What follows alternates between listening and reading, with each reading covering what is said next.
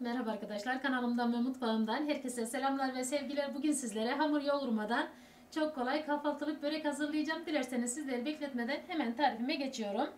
Öncelikle 2 tane doğramış olduğum biberi şöyle tavama alıyorum. 2 tane orta boy soğan. Şöyle bir dal pırasanın sap tarafını doğradım arkadaşlar. Onu da soğanıma ve biberime uygun bir şekilde doğradıktan sonra hepsini tavama aldım. Şöyle yarım kahve fincanı üzerinden yağ gezdiriyorum. Ve ocağımı açıyorum. Sebzeler yumuşayana kadar ara ara karıştırarak kavuruyorum.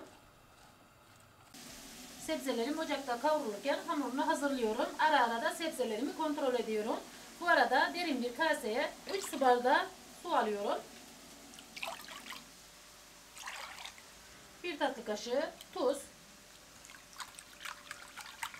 Tuzunu şöyle bir karıştırıyorum. Un ilave ediyorum. Ve pürüzsüz hale gelene kadar hamurumu çırpıyorum.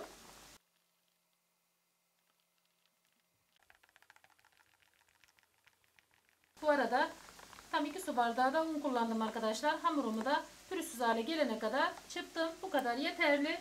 Şimdi sebzelerin başına gidiyorum. Sebzelerimi yumuşayana kadar kavurdum arkadaşlar. Fazla da öldürmeyelim. Biraz da böreğin içinde pişecek. O yüzden bu kadar yeterli. Gördüğünüz gibi tamamen yumuşayana kadar kavurdum. Şöyle bir tane domatesi küp küp doğradım.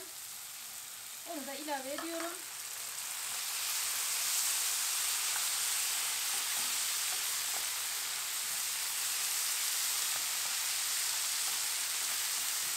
Şöyle 1 dakika kadar da domatesle birlikte kavuruyorum. 1 çay kaşığı tuz ilave ediyorum. 1 çay kaşığı pul biber. Şöyle yarım çay kaşığı kadar da karabiber ekliyorum. Gördüğünüz gibi çok kolay bir tarif arkadaşlar. Videomu buraya kadar izlediyseniz lütfen yorum yazıp beğeni bırakın. Kanalımıza abone olmak ücretsizdir. Bildirimleri açmayı da unutmayın. Başka tariflerden haberdar olmak için. Şimdiden hepinize ayrı ayrı teşekkür ediyorum. 1 dakika kadar da domatesleriyle kavurdum. Domatesler de birazcık yumuşamış oldu. Şimdi tavamı kenara alıyorum. Hamurumu pişirmeye geçiyorum. Tavamı ocağıma aldım arkadaşlar. Tavam tamamen ısındıktan sonra şöyle bir kepçe hamurdan alıp tavama yerleştiriyorum. Yüzü tamamen kuruyana kadar bekleyelim. Hemen çevirmeye kalkarsak tavaya yapışır çıkmaz. Bu sıvılık tamamen kuruyacak. Şu şekilde olacak. Daha sonra yorumlarda geliyor arkadaşlar. Benimki tavaya çok yapıştı. Tavadan kaldıramadım diyorlar. İşte acele edip hemen çevirirsek tavaya yapışır. Gördüğünüz gibi tamamen üzeri kurudu. Şöyle şu şekilde kenarını boşlatalım. Tavamıza yapışmaması için. Bir de yanmaz tava kullanalım arkadaşlar. Diğer tavalarda elbette yapışır. Gördüğünüz gibi ortaları hala birazcık nemli olduğu için zor kalktı. Şimdi hazırladığımız iç harcımızdan da şöyle kaşıkla istediğimiz kadar koyabiliriz.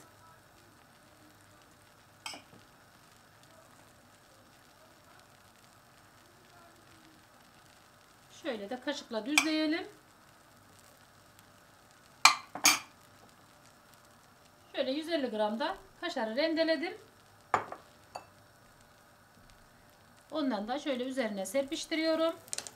Daha sonra bu katını getirip üzerinden kapatıyorum. Biraz daha elimizle çektirelim. İyice kapansın. Şöyle bastıralım ki ters çevirirken sebzeler içinden dökülmesin.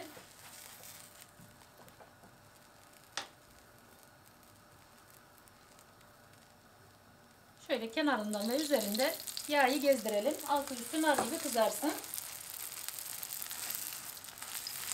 Kanalımda bu ve bunun gibi çok kolay tarifler var arkadaşlar. Her evde bulunan malzemelerle her bütçeye uygun tarifler veriyorum. Takipçilerimiz biliyor. Sürekli takip edenler kanalımıza yeni abone olup yeni geçtiyseniz açıklama yapayım dedim.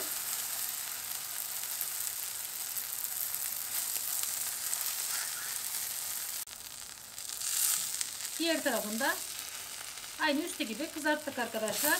Şimdi böreğimizi tavadan alabiliriz. Çok kolay pişiyor. Evet arkadaşlar, gerçekten de mis gibi oldu. Kesinlikle ve kesinlikle denemenizi tavsiye ediyorum.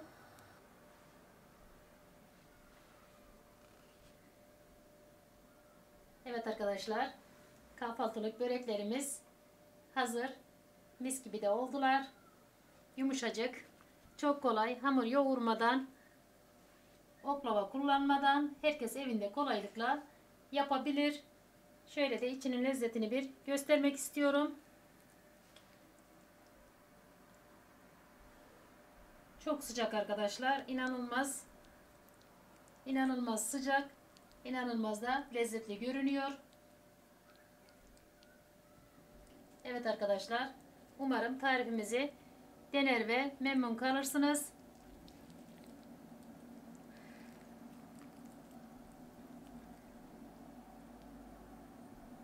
Gördüğünüz gibi daha ne olsun. Evet sevgili takipçilerim, bugünlük de bir tarifin sonuna geldim.